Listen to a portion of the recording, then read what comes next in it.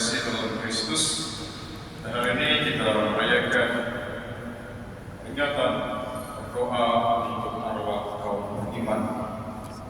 Kemarin juga perayaan spesial juga yang kita rayakan, ada yang tahu?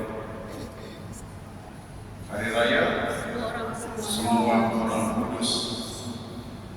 Kalau kita berbicara tentang orang kudus, kita yakin dan percaya bahwa mereka sudah di surga, sudah berbahagia bersama Yesus Sang Gembala sejati. Tapi mengapa kita perlu lagi berdoa untuk arwah orang-orang beriman?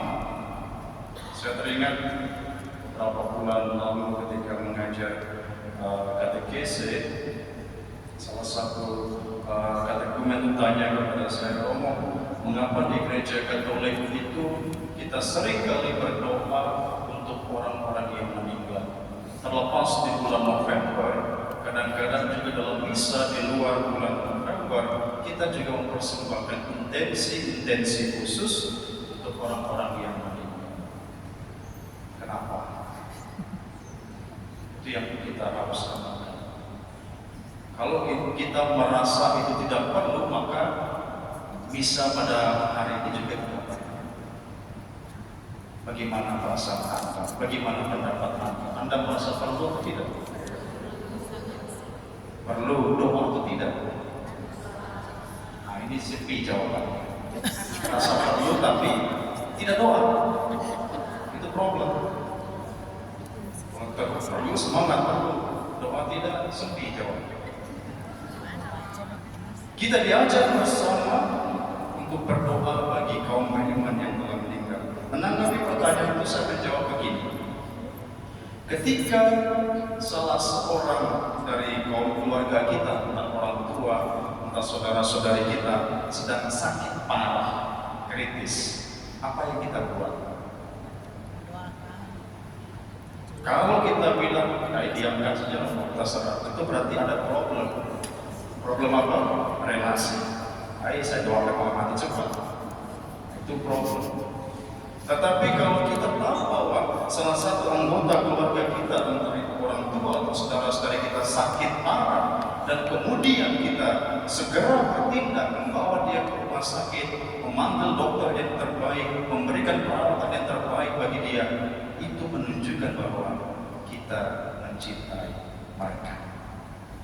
Benar tidak? Demikian pula halnya dengan orang-orang yang sudah meninggal. Ketika kita di dunia, kita berusaha memberikan yang terbaik untuk mereka, berusaha untuk menolong, menyelamatkan mereka ketika sakit. Lalu ketika mereka meninggal, apakah kita melupakan mereka? Kadang-kadang ada yang berpikir, Romo sudah meninggal, apalagi kita tidak bisa diubah lagi. Memang, tetapi dalam iman kita percaya bahwa mereka membutuhkan doa-doa kita. Jadi pesan saya, jangan pernah lupa doakan saudara-saudari, kaum keluarga, orang tua yang telah meninggal. Jangan pernah lupa. Di dalam kehidupan kita di dunia, kita boleh semangat menjaga relasi kita dengan mereka. Setelah mereka meninggal, kita lupa. Itu berarti Romo, mereka itu orang tua saya, saudara saya ketika dia di dunia. Tapi ketika sudah tidak di dunia, tidak ada lagi saudara.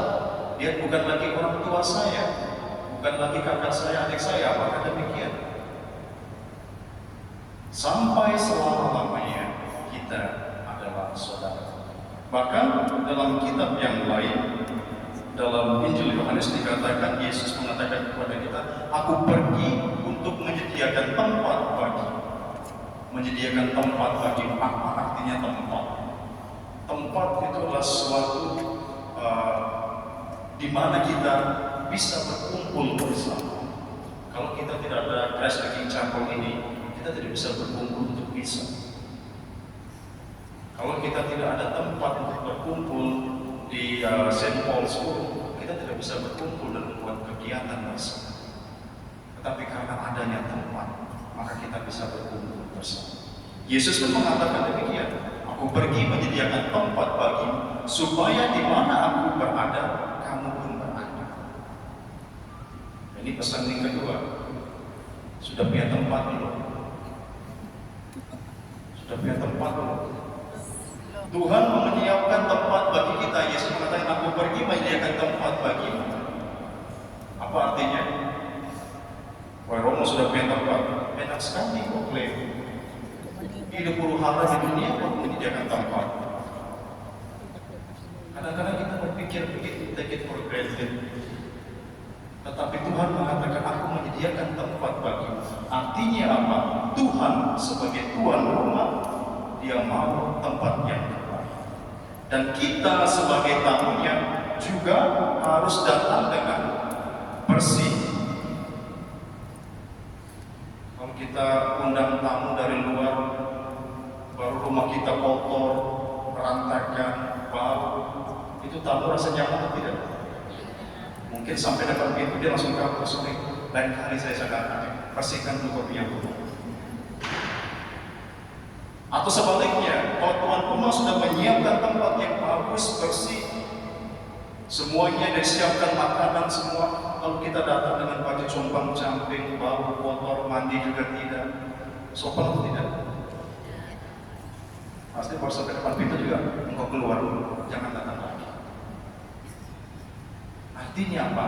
Baik si tuan rumah maupun tamu yang datang, dua-duanya harus mempersiapkan diri. Yesus mengatakan dalam Injil Yohanes, aku datang dan menyediakan tempat bagi. Maka kita yang masih di dunia dengan berdoa bagi segenap arwah kaum beriman juga salah satu bagian di mana kita mempersiapkan diri, membuat diri kita menjadi bersih, membuat diri kita menjadi bersih, bukan kotor-kotor.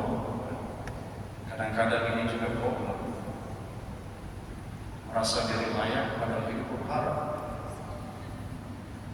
Jadi kita harus bisa membuat diri kita bersih, bersih dalam sikap, bersih dalam pikiran, bersih juga dalam tingkah laku kita.